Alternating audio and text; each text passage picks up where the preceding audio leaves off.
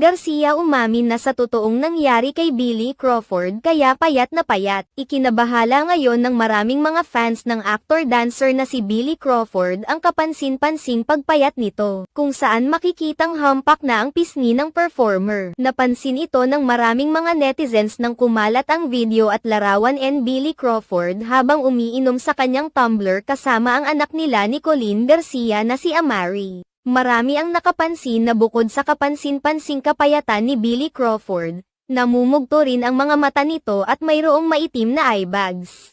Nagmukha rin umano itong haggard at tila pagod na pagod. Marami ang nag-alala sa kalagayan ng kalusugan nito at nagtatanong kung mayroon ba itong iniindang sakit na hindi inaamain sa publiko. Samantala, kaagad namang naglabas ng kasagutan ang asawa ni Billy Crawford na si Colleen Garcia at sinagot ang isyong mayroong sakit ang kanyang asawa. Iginiit ni Colleen Garcia